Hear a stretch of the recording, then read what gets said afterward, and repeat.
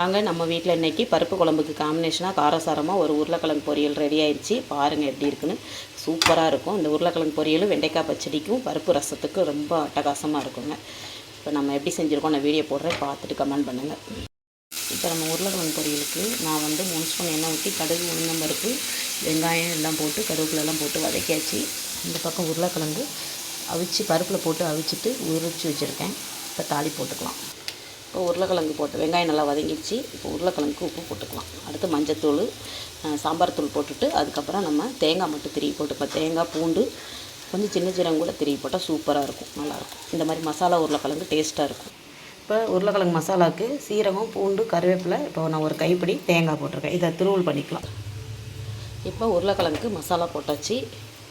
இப்போ நம்ம வீட்டில் அரைச்ச குழம்பு தூள், சாம்பார் தூள் பார்த்துக்கோங்க. இது எல்லா குழம்பு பொரியல் எல்லாத்தையுமே போடலாம், சூப்பராக இருக்குங்க. இப்போ நம்ம கிளறி விட்டுக்கலாம், அப்படியே இறக்கிடணும். இப்போ சூப்பரான நம்ம வீட்டில் உருளைக்கிழங்கு காரக்கறி மசாலா ரெடி ஆயிடுச்சு. தேங்காய், சீரகம், இது வரமிளகாய், சாம்பார் தூள் எல்லாம் போட்டு சூப்பரான நமக்கு இந்த உருளைக்கிழங்கு ரெசிபி போடுறேன், பார்த்துட்டு சொல்லுங்கள். இது பருப்பு குழம்புக்கு ரொம்ப அட்டகாசமாக இருக்கும். இது அப்படியே தோசைக்குள்ளே வச்சு நீங்கள் மசாலா தோசைக்குள்ளே வச்சு சாப்பிட்டிங்கன்னா சூப்பராக இருக்குங்க. இது ரசம், லெமன் சாதம், இந்த மாதிரி இதுக்கெலாம் சூப்பராக இருக்கும். புளி சாதத்துக்கெலாம் ரொம்ப அருமையாக இருக்கும். நம்ம வீட்டில் இது உருளைக்கிழங்கு பொரியல் ரெடி. வாங்க நம்ம வீட்டில் இன்றைக்கி பருப்பு குழம்புக்கு காம்பினேஷனாக காரசாரமாக ஒரு உருளைக்கிழங்கு பொரியல் ரெடி ஆயிடுச்சு. பாருங்கள் எப்படி இருக்குன்னு.